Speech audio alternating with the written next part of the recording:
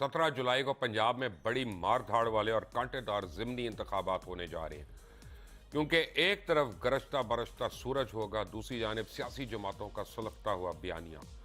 और इस इलेक्शन में 3 बड़ी ताकतें नून लीग, पीटीआई और टीएलपी मैदान में हैं।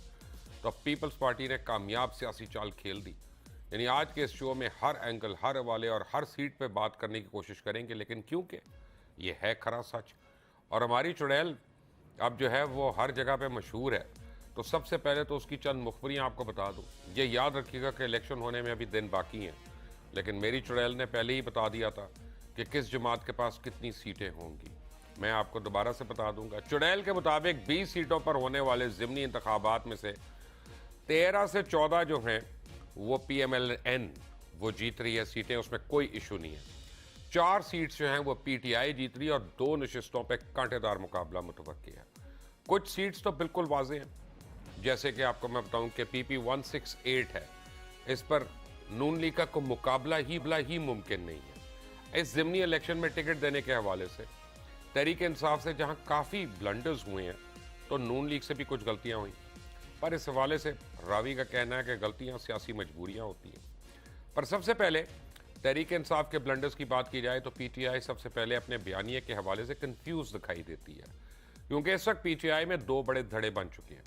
एक तो वो है जो मार धाड़ पर यकीन रखते हैं, जो किसी शख्स को खातर में नहीं लाना चाहते, और इनका यह भी मानना है कि हमारे रास्ते में भी इदारे आए तो इसको उड़ा कर रख देना चाहिए। और इसी ही कबीले के एक रहनुमा यानी डॉक्टर यास्मीन राशिद का आज का बयान वो काफ़ी चल रहा है, पर ऐसा नहीं है। तहरीक इंसाफ में सब लड़ने वाले ही हों, कुछ सुलह सफाई पर भी यकीन रखते हैं, ये महाजराई नहीं चाहते, क्योंकि इनको मालूम है कि ज़िमनी इंतखाबात में 2 सीटें भी मिल जाएं तो बहुत बड़ी गनीमत, और इनकी नज़र आइंदा इलेक्शन में जायज़ हिस्सा मिलने पर है।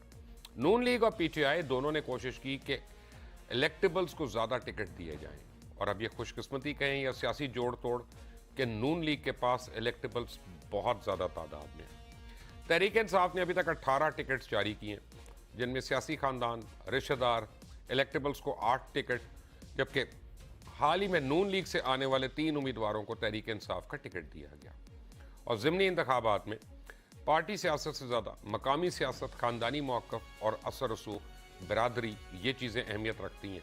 लेकिन इस ज़िमन में या इस ज़िमनी इलेक्शन में एक फैक्टर तहरीक लब्बैक भी है। अब TLP क्या रंग दिखाएगी, किसके वोट तोड़ेगी और उसका फ़ायदा किसको होगा, ये सवाल हर एक के जहन में बार बार उभर रहा है।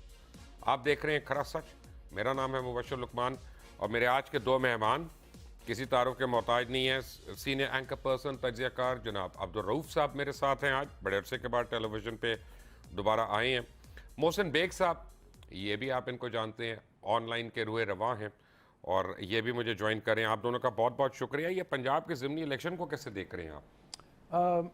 हमारी जब आपस में बात हो रही थी चंद दिन पहले, और बल्कि इसी प्रोग्राम पे एक हवाले से मैं यही समझ रहा था कि 4 से 5 सीटें तहरीक इंसाफ जो है वो ले जाने में कामयाब होगी। अब ये देखिए, जो 20 सीटें हैं, इसमें 10 सीटें वो हैं जो आज़ाद कामयाब हुए थे पिछले इलेक्शंस में।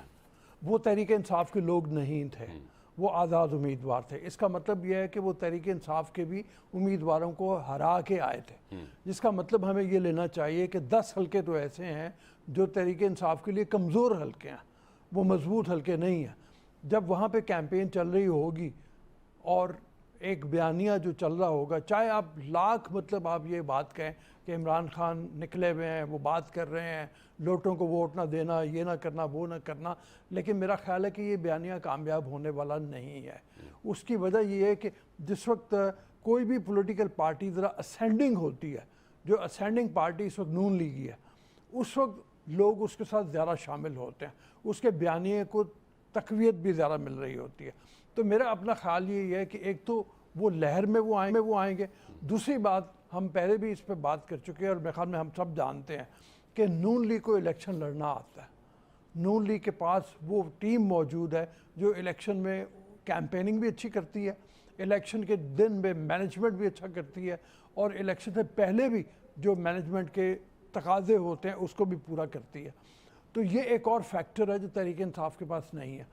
तहरीक इंसाफ की जी नहीं, मैं ये कह रहा था कि असेंडिंग वोट की आप बात कर रहे थे, ये जो असेंडिंग वोट है रऊफ साहब, मेरी राय ये है कि ये होता है जनरल इलेक्शन में, और स्विंग वोट जो होता है ना, कि जो अनडिसाइडेड होते हैं, कि वो है इस वक्त जितनी पोलराइजेशन हुई हुई है और जो ज़िमनी इंतखाब का मूड बना हुआ है, तो उसमें ये असेंडिंग और स्विंग वोट नहीं होना, उसमें आइदर एंड अगेंस्ट होना है या फॉर एंड अगेंस्ट होना है। तो जो पीटीआई का वोट है वो किसी और को नहीं पड़ेगा, जो नून लीग का वोट है वो किसी और को नहीं पड़ेगा, इसलिए जो टीएलपी का वोट है वो भी किसी को नहीं पड़ेगा। हाँ, वो मतलब वो बात ठीक है। मेरे अपने ख्याल के मुताबिक ये